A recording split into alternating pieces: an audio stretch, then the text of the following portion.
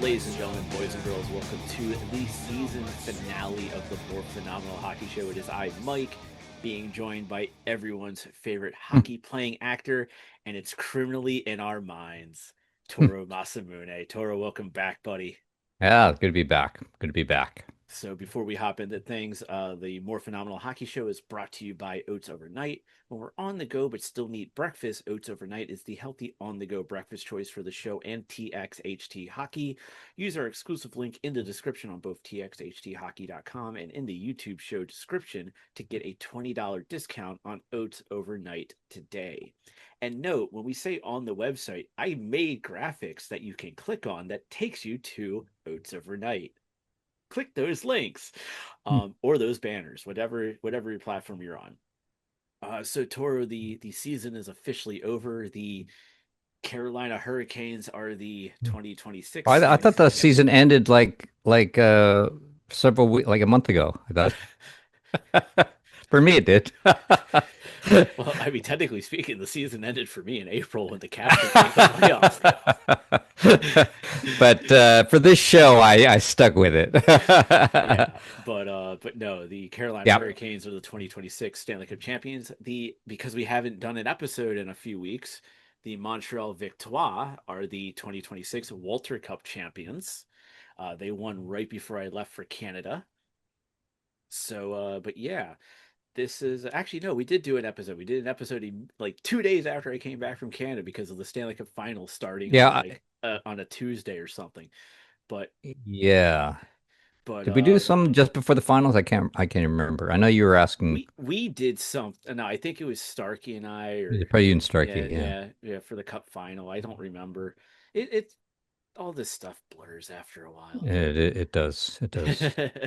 But yeah, real quick, I know I'll get a little bit more in depth. Ted Starkey will be joining the show a little bit later on in this episode. But real quick, Toro, just quick thoughts on the Carolina Hurricanes winning the Stanley Cup this year. Yeah, it was. I thought they would win. I mean, I gotta say the first two games. I mean, that's hard. That's got to be something, right? Losing the first two games. Not too many teams, I'm sure, have done that. But no. They split the first two games. They split. They split the first two. Yeah, they went. It went Vegas, Carolina for the first four games. Oh, that's right. What am I thinking of? Yeah, you know what? Listen, there's been so many sweeps. Yeah, it's a lot of sweeps, and I've been following NBA too. So my head's just mush right now. But anyway, but I kind of figured they just need to start playing their game, and Vegas had a remarkable run, but I just thought, you know what, at the end of the day, I think Carolina just seemed to have a more disciplined game, and that often wins finals. So just much more disciplined game, but also learning that Frederick Anderson injured his knee in game 2, tried to tough it out in game 3, didn't really pan out the way that he had hoped, and then got replaced by Brandon Bussey, and then Bussey just played lights out hockey. How perfect was that? The shutout at the end. I mean, it's just so funny. Those last minute, you figure they had the game, which is exciting, but everybody was cheering for the shutout. I don't care who you were. I mean, unless you're a hardcore Vegas fan, you were just like, I think the cherry on top would have been Carter Hart gets pulled. Brandon Bussey scores a goal. Scores a goal. Yeah. But it was good, and that was a great story, and they deserve it. It's been a while for them, right? Yeah, and not only that, but like the big issue that Carolina has always had is like, when they're in the conference final, like they couldn't win a game. I mean, they Yep. won one game last year, which was great, but Yep. Yep. they were annihilated by Florida or Boston. They just couldn't get past that Atlantic Division team this year, taking on Montreal, which both you and I had picked the Canadians to move on to the But Stanley Cup final. as I said, I mean, mine was wouldn't it be great? And I really, I mean, I got to say that that first game, man, those guys are. I mean, just the skill level is so awesome on that team. They're young Yeah. right now, and they got a future, and it's really nice, especially Edmonton being out. It was really nice to cheer for sort of my first love, the Canadians. Yeah, Um, and so like it was but to have the Hurricanes essentially go 12-1 going into the cup final yeah, was insane. And yeah. then obviously we've learned as of we're recording the segment with Toru on the night of June 16th. Um, so earlier today, we learned that Vegas will not be re-signing John Tortorella as head Yes. coach. From what was Yep. learned, they essentially picked up the remainder of his contract that he had with the Philadelphia Flyers, which was going to run until June 30th of this year. So it's literally the end of this month, and that was the game plan essentially all along. And the rumor is that I believe his name is Ryan Craig. He's the head coach of the Henderson Silver Knights, the Golden Knights AHL team, is expected to become the next head coach of the Vegas Golden Knights. What was that? So Was that a segue into? no, I was just making that known about in general. Oh, okay. Yeah. But if you want it to be a segue, we can make it a segue, good sir. No, no, no, no. I want you to complete where you're but going. but but I think with Carolina, like that was it was their time. Let's be honest. There's a time when you Yeah. know it's a team's time. With all the And conference final woes that this team has had to finally and get through the conference final into the Stanley Cup final, it's kind of like 2018 when the Capitals finally beat the Pittsburgh Penguins, yes, and yes, it was yes, yes. just like you're essentially like coasting into the Stanley Cup final at that point. Yeah, and how Um, great about Stahl, right? That was 17 like I think they said it's like 17 years between cups or something like yeah, that yeah, yeah, because yeah. he So won no, it was 2009 great. with I was really happy to see them win, and I was it's tough because those crazy two-goal leads. I mean, what was that all about? I I mean mean, Carter outside of game 6 Carter Hart gave up 4 goals a game, yeah, literally 4 goals a game. Like yeah, Carter and Hart could not stop a puck. yeah. I mean, that was yeah, the goaltend isn't weird that you bring in Bussy, and I don't know. I knew nothing. I think most people had not even heard his name before then, Well, and no, he Bussy was originally of the Boston Bruins system, and then this okay. past summer he was signed by the Panthers, and then he was put on waivers for purpose of being sent to the minors, and then I see. Carolina claimed him, and then during the season, I think it was Pyotr Kochetkov got injured, which then led uh or Anderson might have gotten injured too, which led Bussy to be in. And Bussy made a name for himself during the season because he literally won his first 11 games as a starter. Okay. And he ended up playing like 46 games and he was like 39 something. Actually, let me pull it up Well, real quick. it's so funny when when I saw that, I kept on thinking, the whole Ken Dryden, like bring in the young guy, and you really wonder, are they off to be have this amazing career? I mean, hopefully, I mean, he'll have a good career for sure, but So it'd be neat that if he somehow becomes this, in the regular season, Bussy played 39 games. He went 31 6 and 2 yeah, in 39 games when he came and played.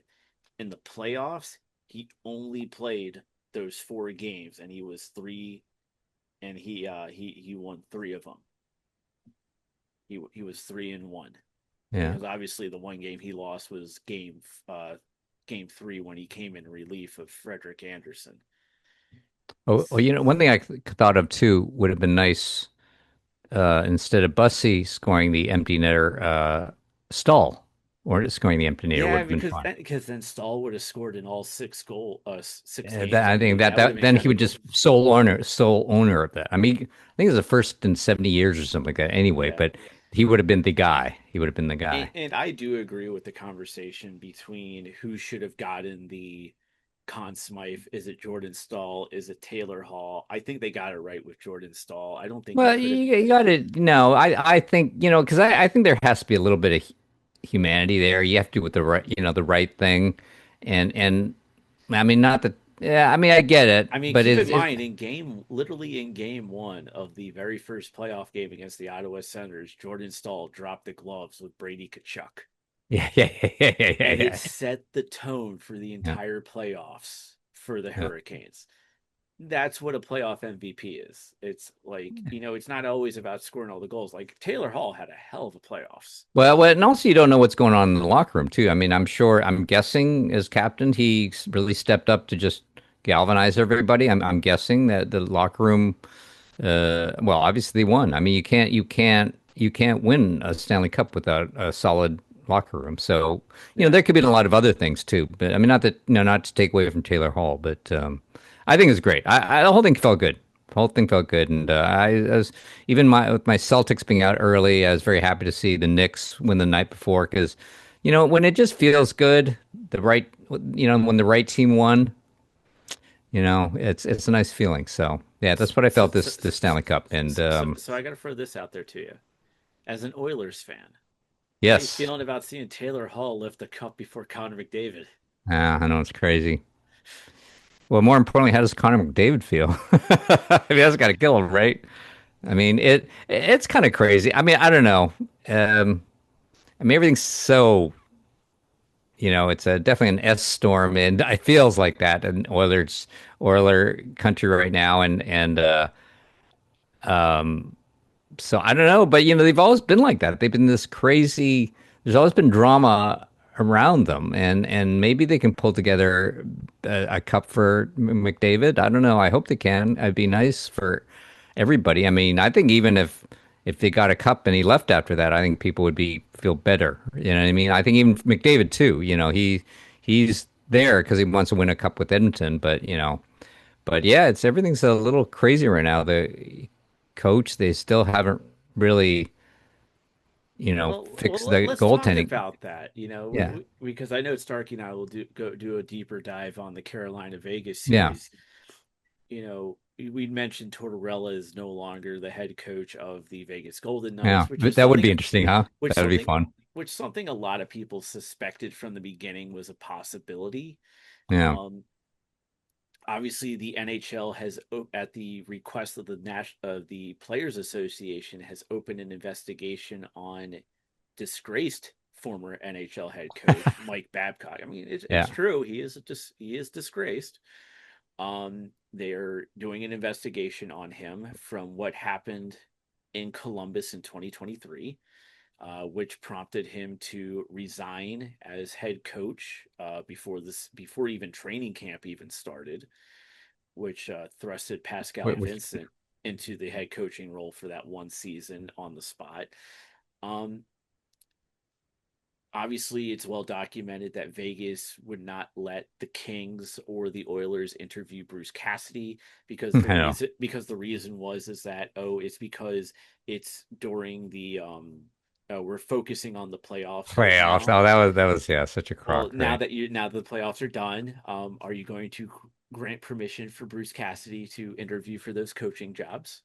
Well, not for LA because Peter Laviolette took that position, but the open position in Edmonton's still there. The open position in Toronto is still there. Yep. But it sounds like, because there was a trade done earlier today, Tuesday, between the Philadelphia Flyers and the Toronto Maple Leafs, and John Chayka noted in his press conference to talk about the trade, said that they're a few days away from hiring a head coach. So they're probably closing in on who their guy is going to be.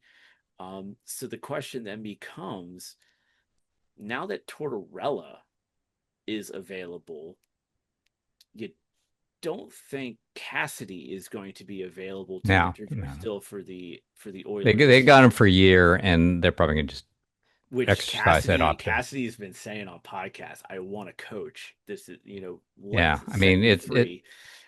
But do you see John Tortorella being a better option for the Oilers as head coach rather than Babcock? Because yes, both of them bring their baggage, but Tortorella doesn't carry the same baggage that Mike Yep. Babcock has, as you can clearly tell with an investigation being done by the league on Babcock at the request of the Players Association. Well, I would say he's definitely a better fit than he would be in Toronto for sure. Um, No, he doesn't want to deal the with a rebuild. He's already done that in Philly.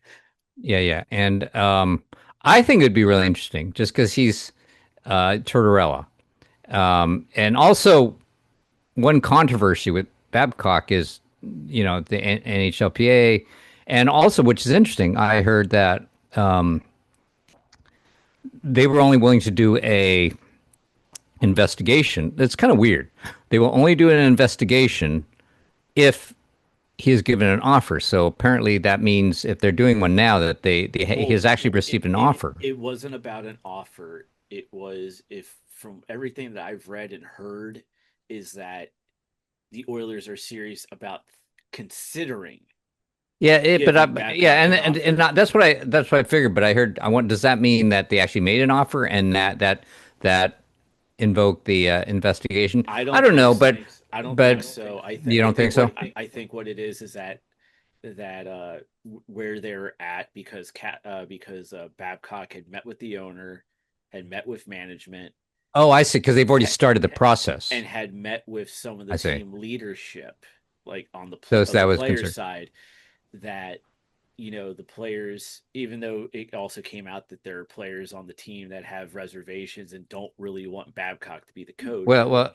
here's But because the Oilers went to the Players Association and said, "Yeah, we want to move forward," that yeah. doesn't mean that an offer has been officially given. It Okay. just means that they're interested in proceeding Okay. further to But see if they've already taken action. They've already taken action. But they've well, yeah. the things with Babcock, there are a couple things. First, there are a couple things because um,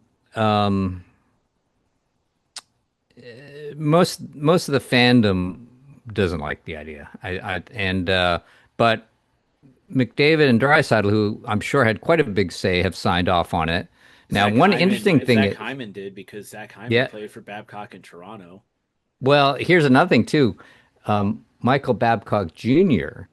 is the coach, I believe, of the what's the it's an Brantford OHL team Bulldogs. that It's the both it's the that Brantford Hyman. Bulldogs. Yeah, that Yeah, yeah, Zach yeah, yeah, Hyman's yeah, brother yeah. owns. Yeah, Brantford Bulldogs, and I believe Hyman and his brother, I believe, are yeah, owners of that. yeah. They are. Yep. So there's this whole connection. So and I think he's Hyman's the one that sort of turned on McDavid and Draisaitl to that. Now, I would say from both those guys' point of view, my guess is they don't get a because they're not going to get that treatment. He's going to treat their stars well, so they're not going to get any of the. They're not worried about that, and quite frankly, they don't care. They only care about winning right now. That's all they care about. But the Now, problem one thing is they that they like, are going to get that treatment, though. No matter who it is, say it's yeah, no matter who Babcock. it is, so they're not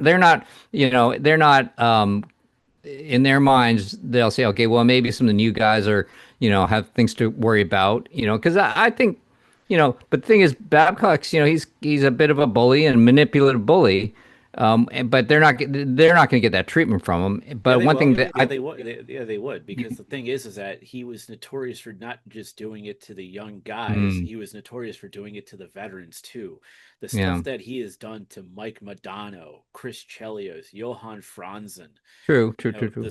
the stories go on. These are not So, kids. so, so These are like full blown veterans, legends, Hall of Famers, but and even with Mike Modano, like the fact that Babcock had a bug up his ass about Modano, he there's a reason Madonna has only played 1,499 career games and not 1,500, and it was because of Babcock being a bully towards Madonna.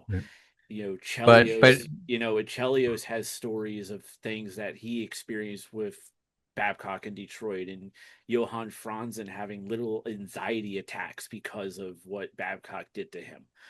Well, So if Babcock comes to Edmonton, he's gonna be a hard ass to everybody. yeah, yeah. Well, then that could be, but I would say I would say probably, I'm guessing from Drysdale, from their point of view, they're thinking that's what we need because the Zen approach hasn't worked. I mean, it got him pretty far, so it's kind of weird. But that whole Knobloch Zen approach, touchy feel approach, didn't work, and they're thinking, and I can see that sometimes. I mean, now that I say it, is like one of the complaints is you didn't know which Oilers team was going to show up, and they did have kind of motivation problems sometimes. They wouldn't play their hardest So let's throw every this out game. there. Let's throw this out there. Yeah, Who would you rather have? Tortorella, who just was 2 wins away from winning a Stanley Cup with Vegas yeah. and is known to be a hard ass, no nonsense guy too, and holds people accountable, or Mike Babcock, who you have to deal with, wait for the league to come through with an Yeah. investigation on him,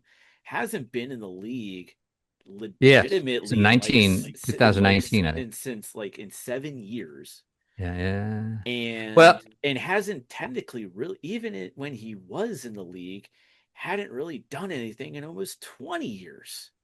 yeah. No, I agree. And so I would say, um, on many levels, I'd prefer, uh, you know, uh, Tortorella. I mean, for sure, I would say most of the fan base would absolutely take him. And there's part of me thinking the Oilers might say, this Babcock thing, if we have other options, I think, they might just walk away from it because, first of all, if they went there, you know, it's going to create a lot of furor among the fans for sure. But they're fans. But nonetheless, that would be there, and then there could be this hassle. And quite frankly, Babcock might not pass this thing, or he might check out. He's saying, I'm going to get just like with Columbus, right? He might just where he just retired. It might be the same thing. So for many reasons, but even all things held equal, there's something about Tortorella I think would be so much fun. I think it'd be a fun match. But I agree. I agree they need a hard ass. Now the problem is when you're someone's manipulative. That's a different. That's not just being a hard ass. Yeah, and That's that's what Babcock is. Babcock is that's more what he's manipulative. manipulative. Yeah, he's like And he's a psych guy. He likes to psych people into well, and he wants you to fear him, and that's part of the problem. You yep. shouldn't have to like it. There's one saying when I think it was when Scotty Bowman was coach of the Canadians. It might have been Bowman, it might have been somebody else, but I remember my dad was saying that the quote came from Bob Gainey, and the line was is that you're gonna hate him 364 days of the year, but when you get that Stanley Cup ring, that's the one day you're gonna love him. Well, what the And but they're that's the thing though. Tortorella fits that description a lot yep with better than with that Mike with Babcock far less does. baggage and also a lot more recency in the league. So and that was that's amazing. I don't know what it was, but that's pretty amazing that you turned the Vegas was not doing well under Cassidy. And Well, and they we were, but the reason they brought him in, the reason they brought Torts in with 8 games left in the season, was just to kind of give him that shot in the arm. Like they were going to make the playoffs. hmm, But the reason they did the change the way they did was to give them that they just shot. need a shot here. Yeah, they needed that shot in the arm, and that's what Tortorella essentially was. And they're Hmm. kind of hoping that they could have that same success that the 2000 New Jersey Devils had when they fired Robbie Fatorik with like 9 games left in the season, and Larry Robinson became the coach, and they ended up going on to win the Stanley Cup that year. Yeah. So there is a little bit of history of this actually working. Like obviously the Oh yeah, no, it seems to and the work. I Golden Knights mean, were 2 wins away. All they had to do was force a game 7, and then this would be a eh, different conversation right now. yeah. Because So right now so we'd be watching game 7 if that was the case. true, true. But I would say that um I think something about the Tortorella is very exciting to me. I don't, Babcock, but he could, at the end of the day, it almost it sounds to me like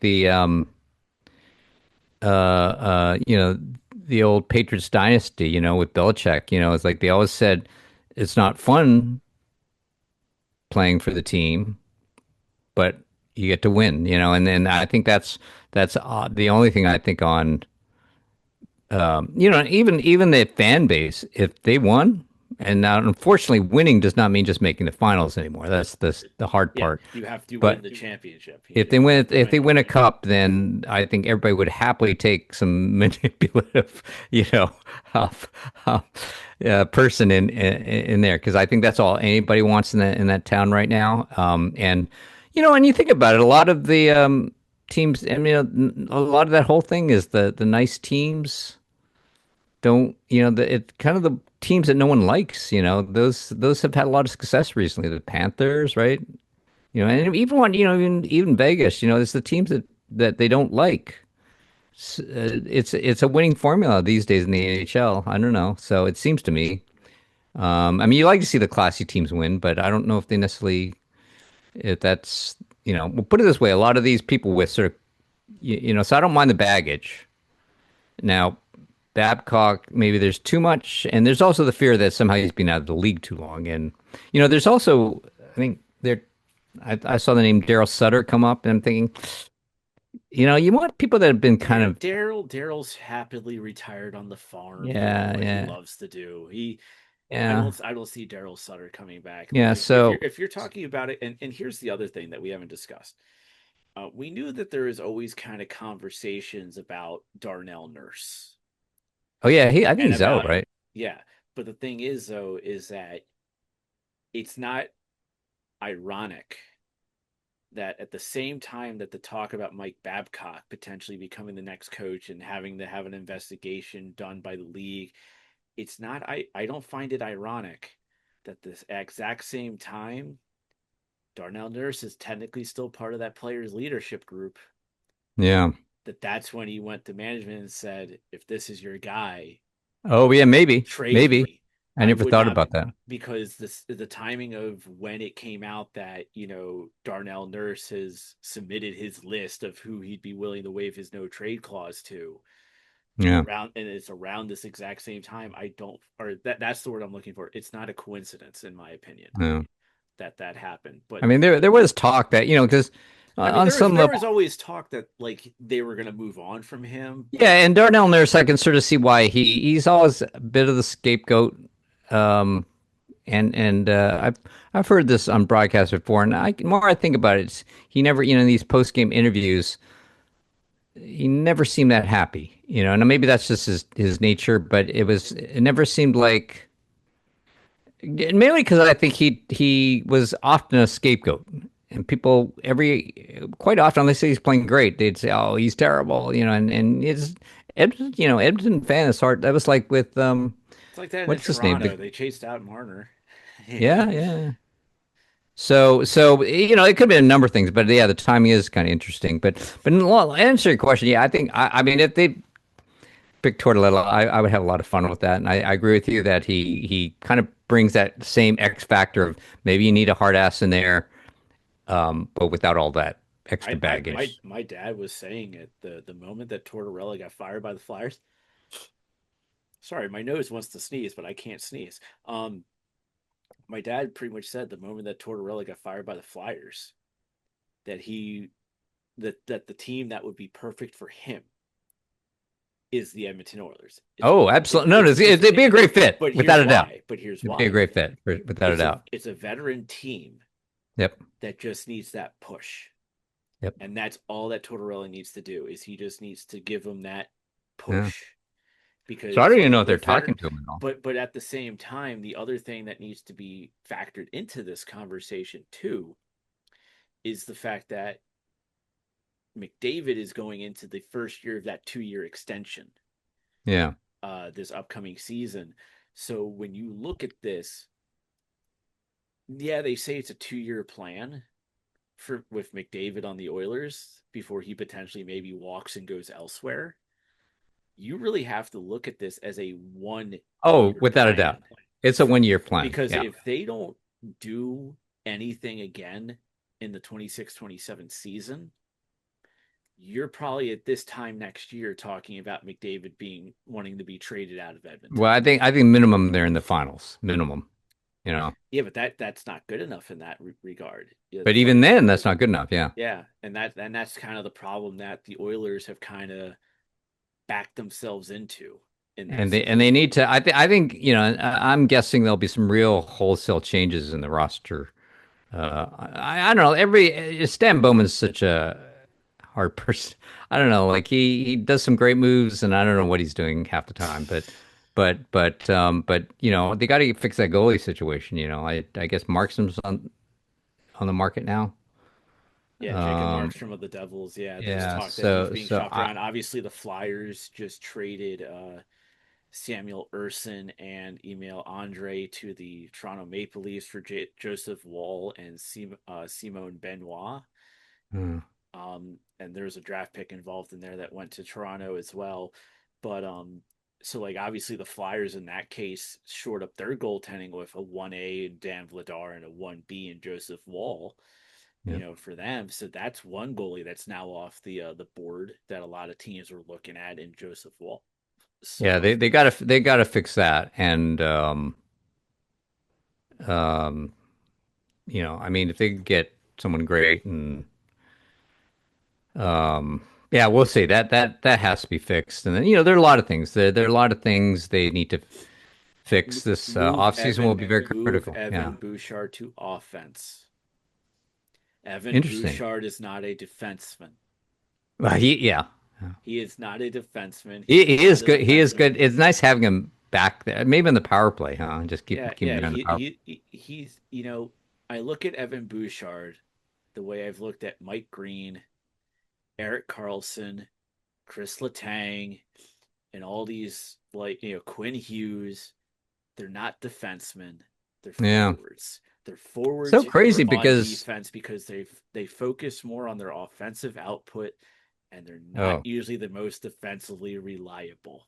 oh And absolutely. Evan Bouchard makes a lot of mistakes in Oh his yeah, own he's a zone. because sometimes when they're okay on defense, but they're offensive defensemen, and I think he just likes being back in the blue line because he can unload his shot. You Yeah, know what I well mean? that's nice. You If you're know, but costing the team in your own zone, what does that what good yeah, does that yeah. do for you? That's funny. I don't even know. I don't know. I've never heard that discussed. I don't know if I Oh, it's has not he ever something that's played? being discussed. That's just something I would do. Okay, that's Like interesting. I've literally of teams that I've captained. Like I've literally taken people who are go, I'm a defenseman, and I've literally watched them play and go, you're not a defenseman, you're a forward, and then I Yeah. would put them on forward, and they'd have better success. Well, and And that's that's another thing. just because I watch how somebody plays, Yeah. and then I Yeah. go, I don't use analytics. I watch how they actually play, and Well, then I you know, say, this is what you'd be able to do a lot better wait, if you're wait. in this position. Well, it's like that whole thing. Remember those few games where they brought Paul Coffey back and they really locked down in defense and they won those games and they're good and they just aren't a defensively minded team, which is not good, especially when you have a good goaltender. So Yeah, I so think hopefully, yeah, that's the other factor. It's like you can't keep calling Paul Coffey back to the bench every time the team is, crap in the bed defensively. yeah. You know, So there are a lot of things that have to be fixed, but yeah, the coach is obviously a big priority, and yeah, I guess if you're asking me straight up, yeah, I would and I'm sure most of Oilers be ecstatic if they pick John Tortorella. yeah. You know, I'm quite sure that would be the response. I don't know how management feels. I haven't even heard any talks about it, and I don't know Well, how. I mean, being how the news just came out Tuesday morning about, you know, Tortorella, not being renewed and he's not going to be on the coaching staff anymore. It's like, and And this I don't is think they don't have the same hold as they do on Bruce Cassidy. yeah, So Cassidy they have a year, and then whereas Tortorella his contract literally expires June 30th. and I can see him wanting to coach Edmonton. Yeah. I can see so we'll see. We'll see what the Some next few some days would bring. But some would say Vegas was the tryout for Edmonton if that's the yeah, case. yeah, and I would say that everybody on the fan end, of which I would firmly put myself on that side, would say great, would be very happy and really excited. I don't know what happened. I don't. I it's interesting too with the Zach Hyman connection. You really wonder how much it is, because Well, Hyman, I mean, keep in really, mind, Hyman played for Babcock in Toronto, yeah, true, and he true. never had issues with Babcock when he was in Toronto specifically. And So he it's probably like, knows what Babcock could do for the team. So, quite frankly, if Babcock becomes coach, I mean, I'm not going to be one of these people that, I think there may be problems, but at the same time, you know, if he gets you a cup, who cares? Because and if and even there's a whole thing of, is it about being happy or is it about winning? In terms of the team, and I'd say any of the people in the Patriots dynasty would say no. I'm so glad Belichick was not this nice. I mean, he is actually a nice guy on certain levels, but not the way he coached. If you play for him, life was not good. And so, but they won. And I'm thinking, I think most people most athletes are quite competitive. I think they would trade that and I think in general, right? I mean, anything we do, right? I mean, sometimes we have people that push us and we're not happy while we're there, but then if they get us to a result that we couldn't have otherwise reached, all is forgiven, I feel. So I don't know enough about, you know, uh, I know what he's done and it does sound good.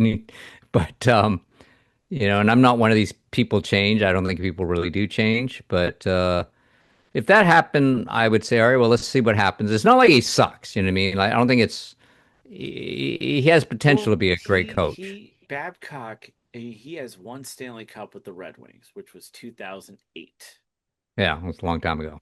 which was literally 18 years ago. Yeah, He Since winning that Stanley Cup, he's been to the Cup final one additional time, which was the next year in 2009, which they lost to Pittsburgh, which was yeah, the rematch that year from the previous year.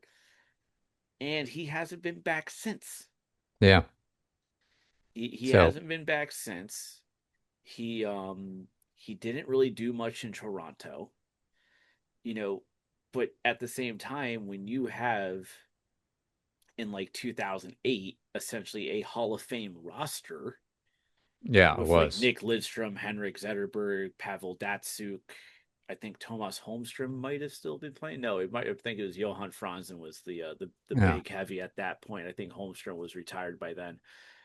But you still got all these guys who were like part of those big cup years for Detroit, yeah. and everything. And so it's like, so how much is it really like Lidstrom and Zetterberg and Datsuk, and how much was that really Babcock in a way? Well, that's all. That's always the question. I think quite often it is the players. I don't think any great coach can ever bring a less than exceptional roster to the cup. I don't think that can be done. But you know, um, and plus there's the fear that hockey's changed a lot. It looks a lot different to me than when I was growing up. I Oh, mean, I I know. watched the game. I know my dad grumbles a lot, and Yeah, I know it's you and different. my dad are just a couple years apart from each other. Yeah, yeah, yeah, yeah. So, No, no, absolutely. So, but so we'll see. But they got to get a coach, and they got to get one that gives them a shot at winning. So, but I would love to see Tortorella, I guess, as if to answer your question, if I Tortorella, and maybe Markstrom. I'd be happy to if somehow those two folks were on the team next year. so last thing I want to talk to you about is another thing that came out today, Tuesday, was a joint announcement between Sportsnet and CBC up in Canada. Yeah, Sportsnet is obviously going into the new TV contract with the National Hockey League. They did not do a subleasing contract with CBC, which means Hockey Night in Canada, as we know it, is officially done. ugh, Which is a shame because Hockey Night in Canada is a staple for the last like since 1952, so 74 years. Um, and I want to put this out there. I don't think this is the reason, but the timing is very interesting. Game six, Hockey Night in Canada feed, they did a like a parody of The Hangover, and Ron McLean, who apparently is public enemy number one in Canada because of Don Cherry and how Don Cherry got fired from Hockey Night in Canada, which, by the way, I was fully in support of that because Don Cherry was kind of past his prime and didn't really need to be on the TV anymore. Come at me, I dare you. Um, but he made a reference to, like, because Philip Pritchard, the keeper of the cup, was shown as passed out with the Stanley Cup on a couch with him, Huh. and Ron McLean had mentioned roofies, which, if anyone knows what that is essentially a date rape drug. Wow. Um, and later in the broadcast of Game Six, he made an apology for using that because obviously we all know about the Canadian World Junior 2018 sexual assault trial that involved one Carter Hart of the Vegas Golden Knights. Um, so it's a very sensitive topic, as it should be. Um, and I just find the timing a little interesting of this announcement between CBC and Sportsnet saying that the CBC will no longer be carrying NHL hockey, which ends Hockey Night in Canada, which in a way possibly puts Ron McLean into retirement. Yeah. Um, as somebody who grew up in Canada, what does Hockey Night in Canada mean to you? Well, I mean, and I'm sure it was not alone. I mean, I just watch it religiously. It's on Wednesday night too. It's Wednesday and Saturday. And this is going back to like Bill Foster Hewitt. I mean, it's pretty amazing, right? Um, McFarland, all those people, and it's funny because you don't hear those kind of voices anymore. And it's funny when I see them see replays. Picture quality is so awful. It's amazing how glued I was to this. I mean, it's almost like wow. It looks like didn't it was a long time ago, but it looks like wow. I can't believe I watched this. Because it seemed clear as day when I was watching it. But again, this is sort of just pre Oilers, and so it's like the Canadians were my team, and that was during really a remarkable era. I mean that whole Bowman, Scotty Bowman, Stan's dad, but it was really quite remarkable, and I don't know. So for me, it was absolutely a ritual that went on really through my whole childhood. But I kind of feel like it wasn't just me. I think it was just part of the culture there. And I think one thing that's interesting, and I believe this is the interesting thing what will happen, because I know CBC owns the rights to the name. And I kind of think Sportsnet will now it's going to become this weird streaming thing, which is annoying. I don't know about you, but I find I watch NHL on Hulu. So, but you don't know what the game's going to be on there, and sometimes I don't check, and they think, oh, it's not, and I have to shuffle around, and then oh, it showed up on TNT. It's just really annoying not to have it in one place. And I think it's easier to watch a hockey game when you can just DVR it to begin with. So there are a lot of things that Sportsnet might continue, but I don't think they own the name. But it'll be interesting to see if they can somehow You get. are right. CBC does own the name Hockey Yeah, Night it'll in be interesting to see Canada. if they get their hands on that and they just do a streaming version on Amazon or something like that Well, of the interesting thing is of that Hockey Night. Amazon had 2 years. Their thing was 2 years. The French and Sportsnet still has not come to a streaming deal with Amazon to renew Yeah, that contract. They haven't renewed a French feed TV contract yeah. yet either. So there's a few other And, things but that here's Sportsnet needs to do. here's one of the significant things, and this is, I don't think people are aware of it. How the level of how important hockey is to everybody up there. Mainly because there's not a whole lot else, I mean, I guess they got the Raptors, they got the X, they got the The few Blue Jays. Blue Jays. They got well, actually, yeah, they do have the Blue Jays. And just it's hockey is everything, and like me, who was terrible at it. but I'm still freaking playing on the weekends, and I'll play for the next 20 years, and it's almost like it's just in people's blood, and I think part of that is because CBC.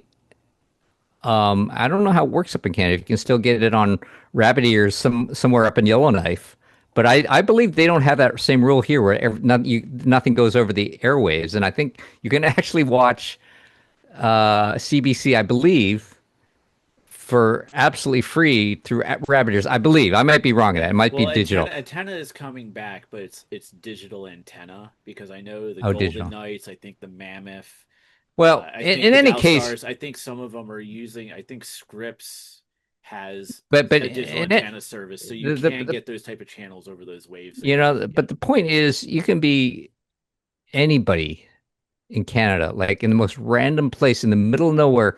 You can watch Hockey Night in Canada. And now it's sort of like, oh, do you have that streaming service? Are you an Amazon subscriber? Are you a Sportsnet subscriber? And I've tried to, well, I like the games, and it just kills me that they're all spread out because now I'll go and there's so often I think, okay, oh, it's they say put this on your favorites. I'm going, no, I want to watch the game. I don't want to, whatever.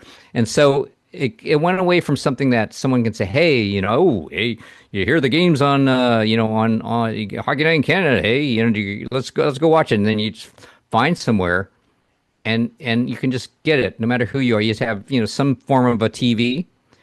Don't even need a computer, and that's so every kid, everybody in Canada just could watch it. And that's why everybody did tune in. Now, I don't know. I know we're obviously in a much different world now, but I'm wondering if somehow that will, you know, affect, the interest in the sport. I don't know. Like I hate to think that somehow it's not like right now. It's just it's everything. It's not just gonna be hockey that's affected. It's all the sports that are gonna be Mhm. affected because like look at the NFL. The NFL's on YouTube, Amazon, Yeah. Peacock, Mm. Fox, it's like, and then it's like, baseball has on a bunch of things, and the NBA is on a bunch of And things, the then NHL is on a bunch of things. It's all the sports that are being yeah, and affected so by this. and It's so stupid. yeah, you may be right, and that's just the world we're living in now. But I kind of feel like the fact that I just think no matter who you were, you could just tune in and CB. I guess things move Well, let me on. throw this out there. Look at WWE. WWE Okay, Monday Night Raw is on Netflix. SmackDown is on USA Network. okay, NXT is on CW. Um, all the PLEs, formerly known as pay-per-views, are on ESPN Unlimited. And then you have Saturday night's main event on Peacock. Um, you have AAA wrestling, which is 50, I think it's like 51% owned by WWE or something like that on okay. YouTube.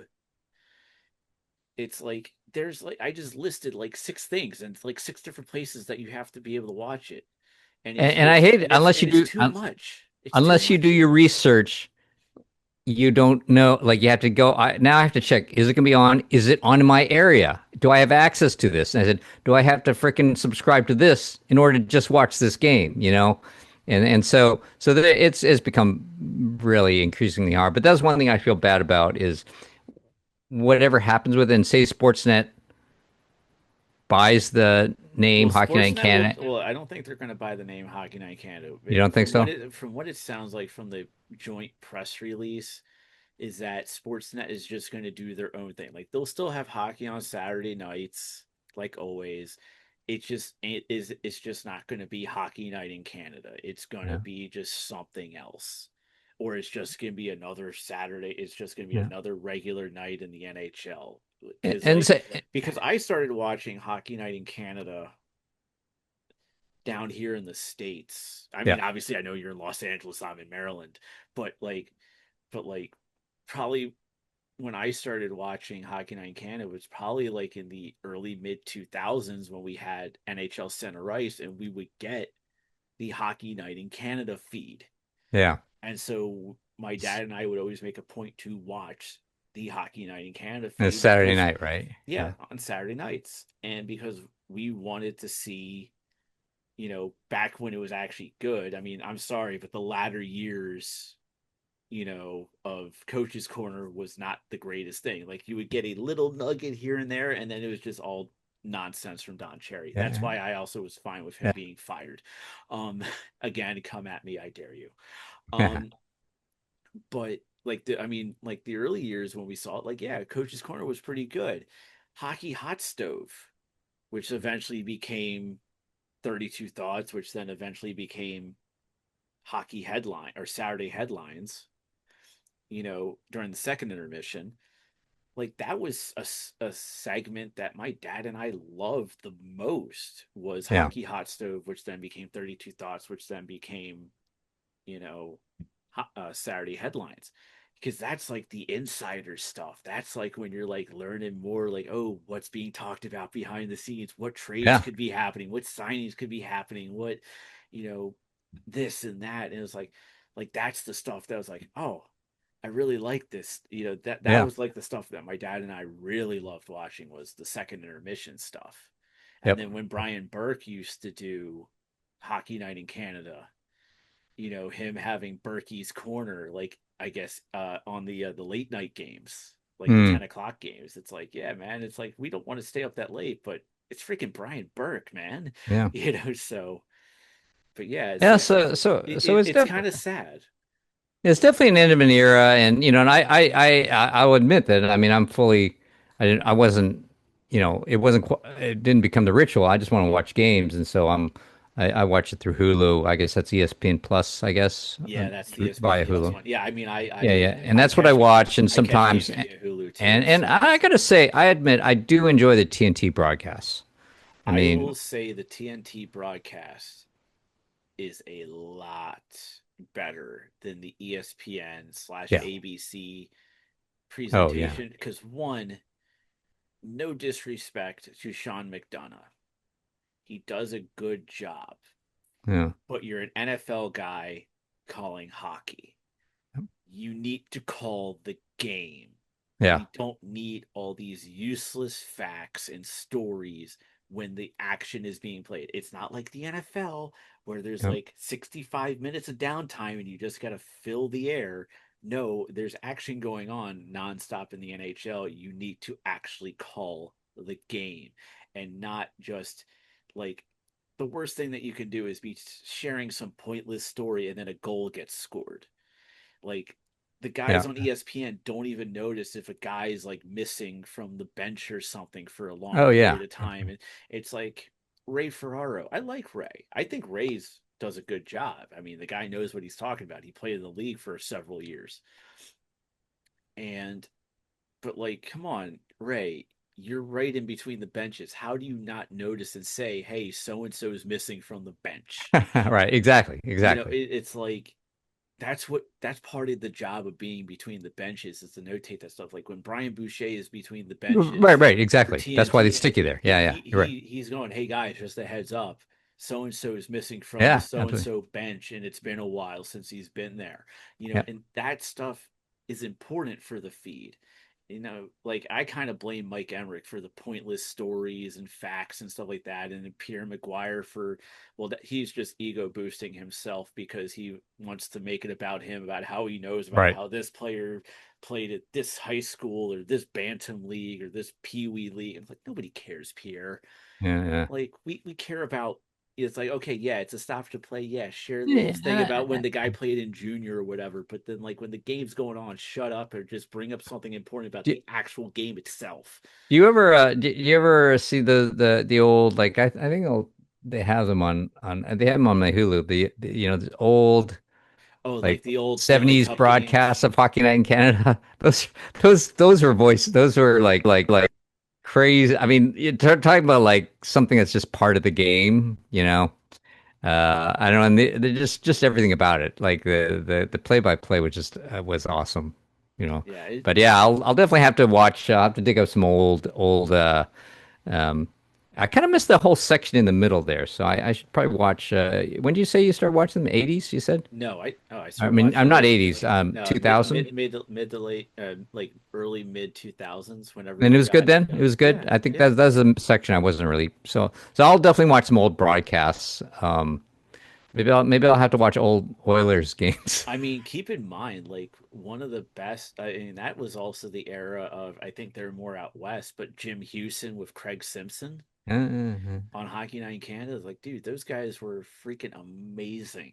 Well, it was one thing about all that Hockey Night in Canada. It was definitely bigger than life, which I don't now. It's sort of like let's cover the game. It's okay, but there it was sort of an event. I kind of felt like that, not just the game, but the show was an event, and I just feel like that's being lost a little. That's the part I think will be kind of sad if that goes away.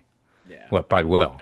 Let's face it, it's already gone away. But I don't know what they'll do with the new incarnation. But I don't think it'll ever be like the great. yeah. There's too much fluff, Yeah. one would say, and Hockey Night in Canada didn't need the fluff. They gave you a really Yep. good analysis intermission. Oh, They gave you a really good headlines intermission that you can get that insider type information. absolutely, And absolutely. that's all you needed, along with good play by play and color commentary that just called the freaking game. Yeah, we're not telling stories. You're calling the game, and you're locked in on the game every second, and you're bringing all your audience with you. I'm totally with you on that. So, Yeah. so end of an era. I guess things change. I guess that's the way it is. So, And if anyone to ask the question too, it's you because you grew up in Canada, oh so yeah, no, it was it's my like sister. My sister still makes fun of me because man, that was like everything had to stop. It was like, and it was on Wednesday nights as well.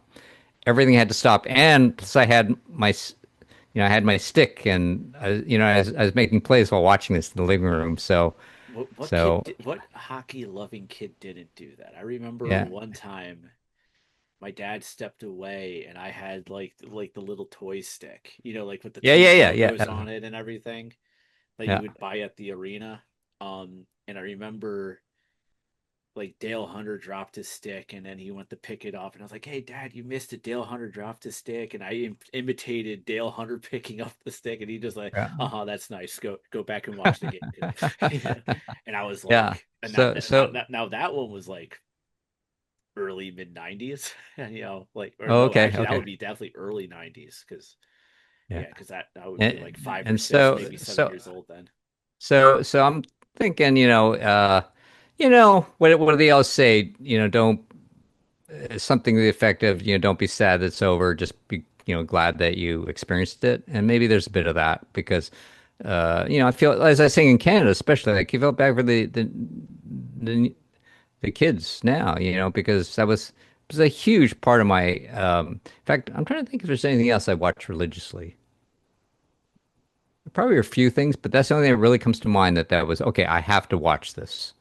I'm Yeah. sure there were some Saturday morning cartoons or something, but nothing like that where it's like, okay, everything's got to stop. All right, family, everything's got to stop. Hockey Night in Canada is beginning. Plus there's no DVR. You can record it, so it's like nothing could happen Yeah, during it that wasn't that until like what the 80s and the 90s when with VHS tapes that you could Yeah, start yeah, like yeah. But there recording the was games that on that was VHS. like if I miss any of this, I will never get to see this again. My sister still gives me a hard time about that because man, the whole everything had to come to a dead stop whenever that came on. So it was a great memory, but I'm thinking I'm glad I got to experience it and yeah, I saw some really great games really amazing games on that show. So Yeah. sad to see it go, but I guess it's business. I was saying that to someone else. Is like, seems like the whole notion these days is just not, what's the right thing to do is just doesn't figure into business at all. It never did in a big way, but now it is sort of like if the numbers don't add up, we're moving on, that kind of thing. It seems like that's the way the world is right now. It's like all entertainment for sure, right? It's all and I'm all for profit. I like money is like the next guy, and I get that, Hey, I got but bills to pay. yeah, yeah, we all do, yeah. So I get that, but I kind of feel like the whole idea of like well, let's do this and maybe not make as much as we could have, and whatever concessions CBC they need to make for CBC. It just seems like, if you're in that position, that's what you should do. But I was saying that to someone else. It's like, I just don't think appropriate it really figures into business anymore. I don't think that's something and maybe it's always been that way, but it feels very much like that to me now. It's like the whole idea of what's right and what is better for the society, what is at large, is doesn't seem to figure into it. And this is sort of another manifestation of this. So, but that's the way it is. But I'm glad I saw all those games. It'd be interesting to add them up, but I'm glad I saw those games that I did, because it really, I think, not just was part of my childhood. I think it inspired me, and I'm sure I would not have been an actor, because I sure as hell knew I couldn't be a hockey player, but I think it led me to that sort of desire for a passion and all that stuff. I think just really inspired me as a kid. So, it's good stuff. But yeah, sad it's gone. But I guess that one of the good news is hockey's still going to be played. We just have to make sure we check We where just it's have to. actually where we can actually watch it, and whether we've subscribed to yet another streaming service so we can watch just one game. I hate that when you have to subscribe. There's one. There are a couple of things where, if you just want to watch this one game, there's a way you can watch a single guy. I'm thinking, why can't I just subscribe to one? I'll pay you your subscription Well, and see. that's what VPNs are for. Oh, yeah, yeah, yeah.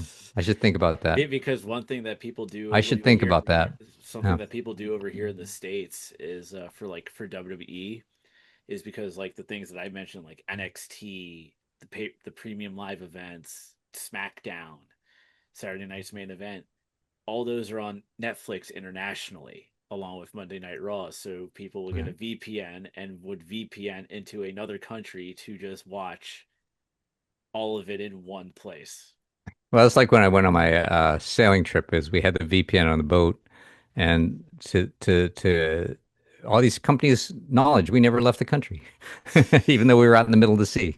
So yeah, so I agree. I should probably look into that, but because that's annoying. There's so many times I've gone, great, I'm all ready, and I go, and they said, oh, it cannot be played for whatever reasons, and it's either because it's some blackout, I but 9 times out of 10, it's because it's on somewhere else I I don't know. have one streaming service package and it's through my mom, and that's the Hulu, Disney Plus, Disney ESPN ESPN Plus. Plus Yeah, that's what I package. watch. But because we still have cable here at home, which is the way Oh, it okay. should be, um we have ESPN Unlimited for free for now through our cable package. And then So for and like you so get and you get TNT on there as well. So well, TNT on cable, yeah. yeah, on cable. So you have access to Yeah, most of them. But I there, still have access technically to everything.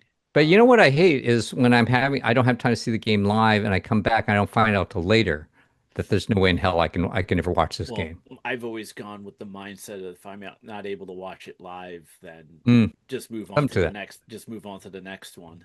So, Yeah, I'm with you. I don't know. especially on a what will now become an 84 game season schedule for the regular Oh, season. So, crazy. but we have chatted for a very long time. Yes.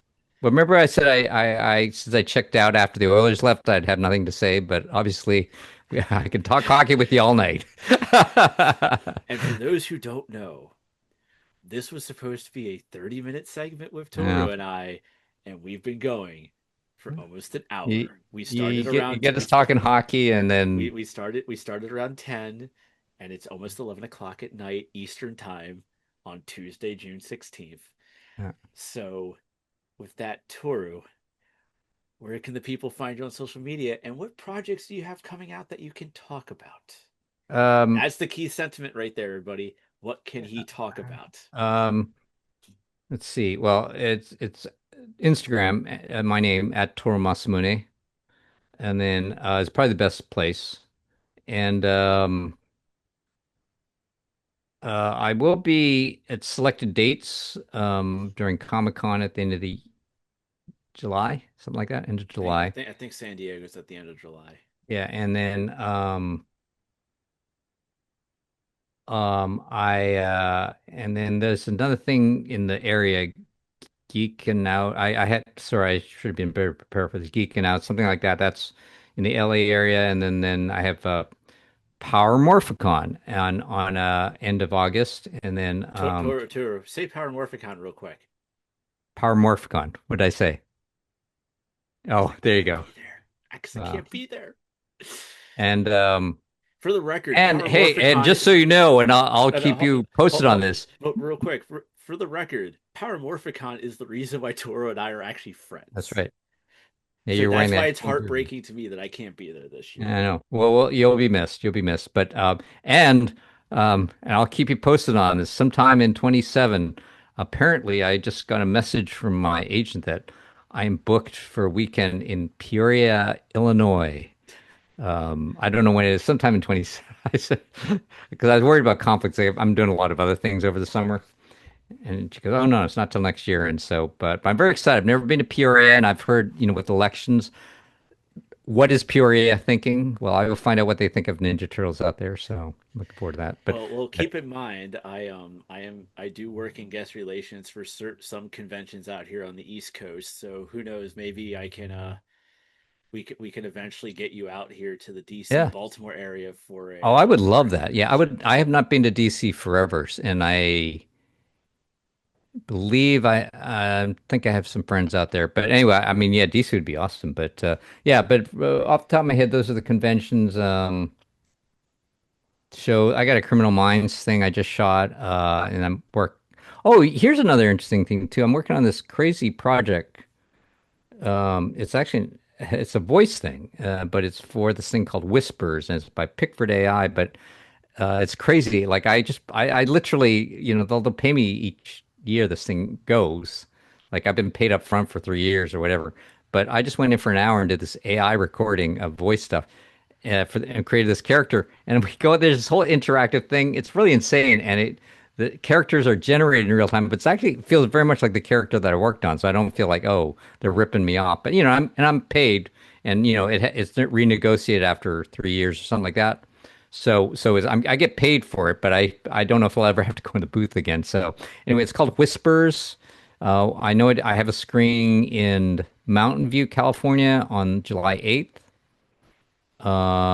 And there are a number of other ones. But if you want to look at, oh geez, I don't know what you look up. I guess it's Whispers Pickford AI. I guess maybe you can find It's them it's somewhere. it's on the Instagram of Oh, Toru it's on the Masamune. Instagram. Yeah, you can figure it out.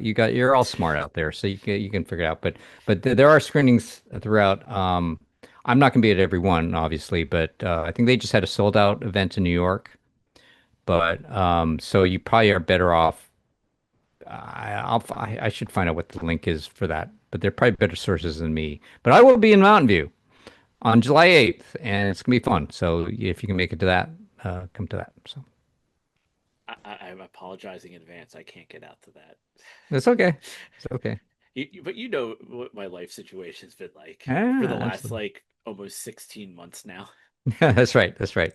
No, So, no. I'll try and I'll talk him into having a screening out in DC.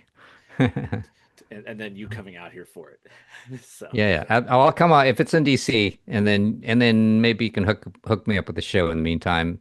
On the same weekend, and that'll be a perfect storm. for me, you can find me on social media. I know I said, oh, Starkey will be. We're going to do Starkey in a separate episode now because of the fact that we've gone for like an But hour no, and that's why I 20. said now, now, now, now they can hear the part of the show that has substance in it. Yeah, yeah. There will be a part two. Part two will feature Ted Starkey. This is from someone who actually knows what they're talking about. Yeah. You could follow me on social media at the Lindenbaum 75 on all the social medias and Twitch, and of course the show or TXHT at TXHT underscore hockey, and then txhthockey.com for all the other stuff that happens. Please note this is not necessarily a programming note. This is just a TXHT note now that the Stanley Cup has been awarded, and once part two with Ted Starkey has been released, I am officially going into off-season mode. I need a break. There will be no draft coverage. There will be no real major free agency coverage. You may see articles come out on the website if the Capitals do something or if there's some major blockbuster thing. But stay tuned to the TXHT Twitter and Instagram specifically because we will be reposting, retweeting all the major news on those social media outlets. But we just won't be putting in a lot of work unless we deem it necessary to have to put something out for it, which will most likely be about the Capitals. Um, so with that, until next time, which will be part 2 of Ted Starkey, we will see you on the ice.